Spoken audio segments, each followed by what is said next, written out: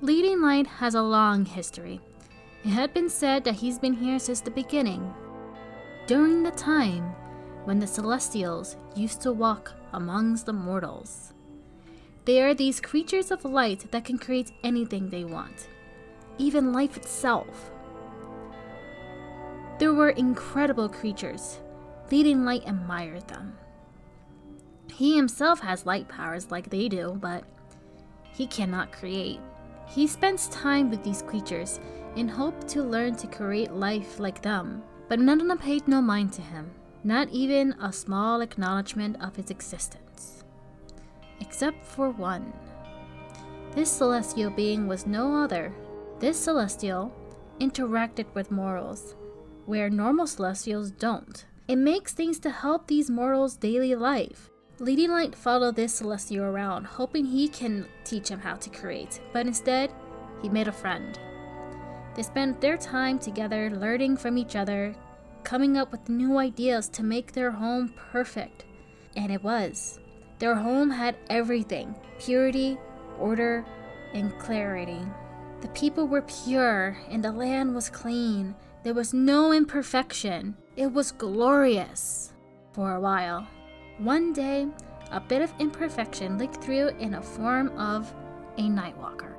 Nightwalkers were a rare thing to see back then and were treated as mere pests. But regardless, they did not fit Leading Light's home. So he got rid of it. But it came back with a friend. Every time he get rid of these creatures, more just come back, eating everything around them. These cockroaches were ruining his home, but they were manageable until they started to evolve. Now, the inconvenience became a problem. A big problem. The Nightwalkers kept multiplying, becoming more unmanageable. Leading Light and Celestia became overwhelmed. Their home is slowly being consumed by these Nightwalkers, and they don't know what to do. It got worse when the Nightwalker hurt the Celestial. With a weakened Celestial and a powerless Light, it felt like this is the end of everything. But at the very last minute, the Celestial did a giant blast to vanish all the remaining Nightwalkers. But the Celestial became very weak. Leading Light pleaded for the other Celestials to help them, but they did nothing. They simply left them behind, disappearing without a trace. Leading Light was left alone with the only Celestial that ever saw him as an equal, dying in his arms. The Celestial, sensing Leading Light's despair, told him not to worry, because they will be back. All he has to do was follow their light. They then disappeared in sparks of light that slowly faded away. With nothing left, Leading Light left his now dead home. Staying was too painful. He had hoped he could find a new home, just like his old one.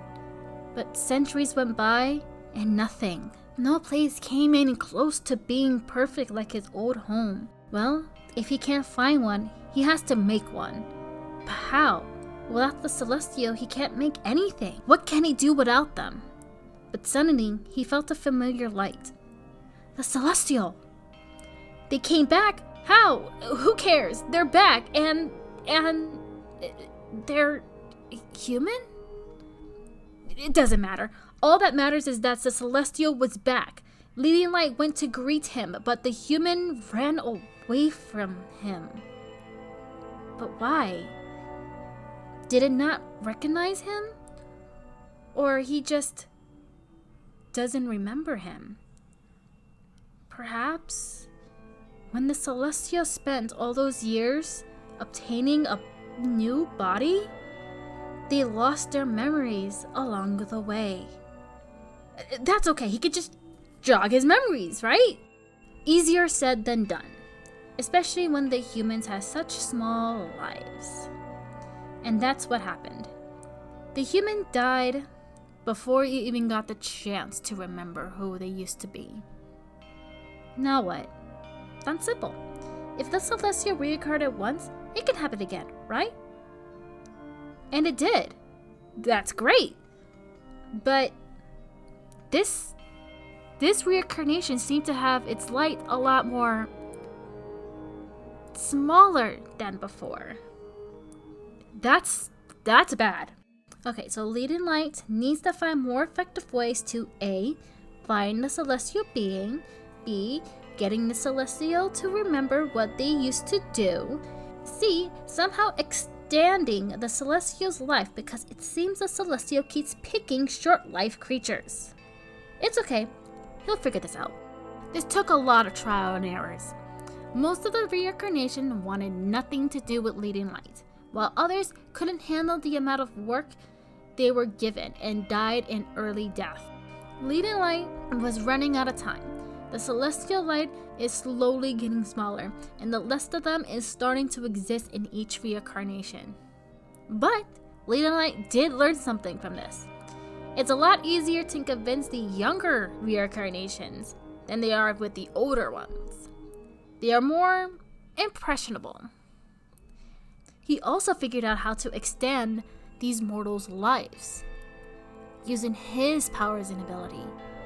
He discovered that his light can expand someone else's life. It's a delicate process, but it can be done. It was finding the celestial that was the problem. But through luck, he finally found the perfect reincarnation. A small child that he named Dawn.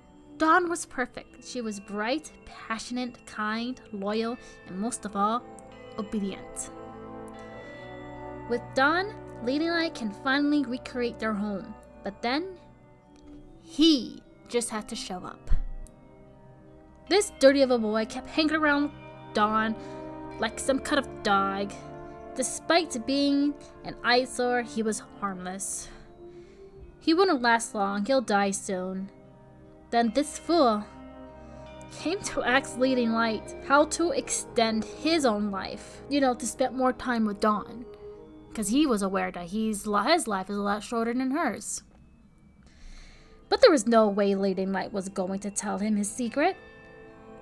Also, this thing doesn't deserve it. He's not good enough.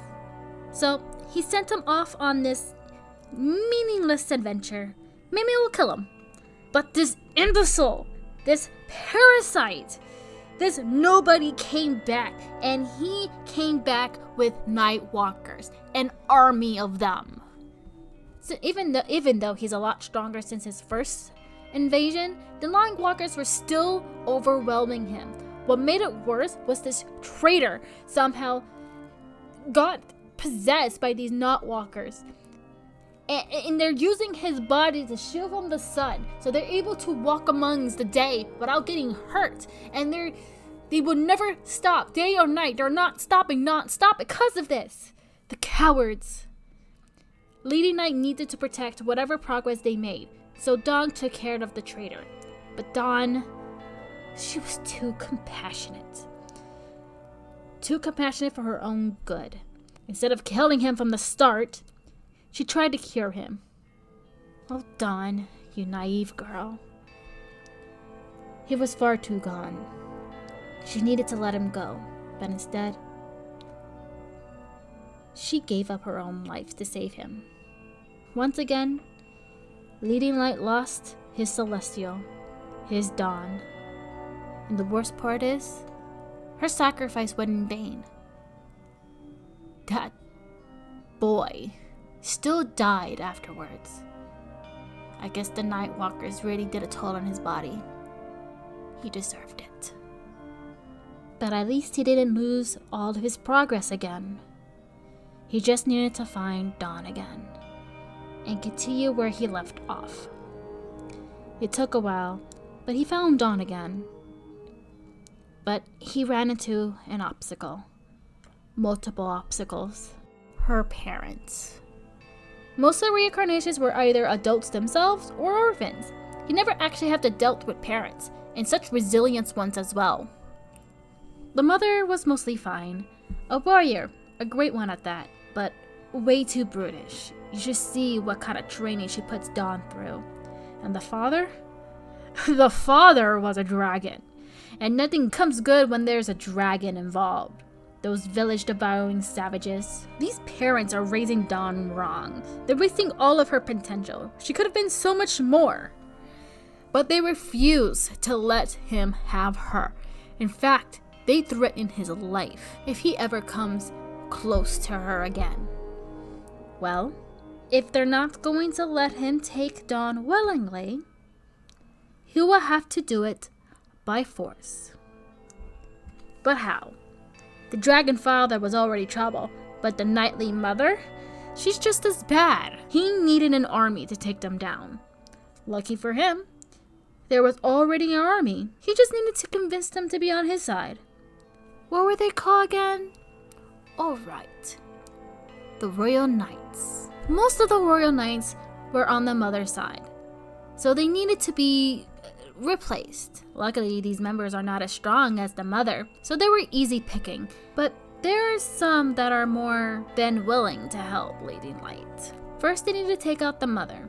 Yes, the Dragon Father is the strongest and should have been first, but the mother had powers that were concerning and oddly familiar, so she needed to go first. Then the grandfather.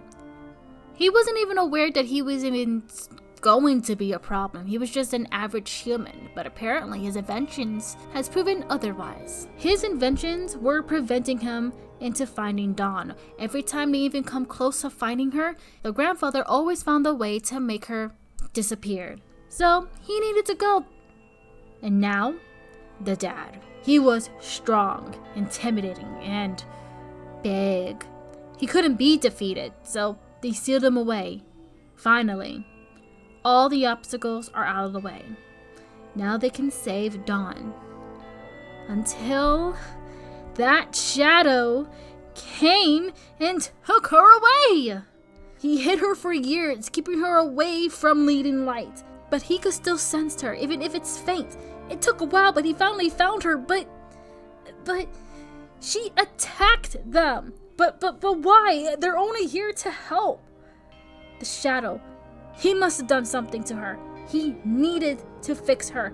But how? He can't kill her. There's not enough celestial light in her to come back again. He can't start over again. Or can he? That's what he'll do. He will start Dawn. Refresh her as new. Rebuild her from there so they can finish their work. Brilliant. But you know how that ends. After losing Dawn by Nightwalkers for the third time, Leading Light had finally had it. He needs to get rid of them once and for all. He changed the world to his liking so he can have all of the control. But destroying all the Nightwalkers will take forever. But he has all the time in the world, since he no longer has his Celestial. Or does he? Centuries later, alone in his castle, Leading Light felt a faint but familiar energy. It was Dawn. She was back, and he has to find her again. Okay, that should be the last of the Royal Knights until I find another excuse to talk about them again. This has been a lot of fun, and it does help me think out what exactly I want from the Royal Knights, their goals, their motivations, and personality. Thanks for watching. I hope you enjoy it, and I'll see you next time.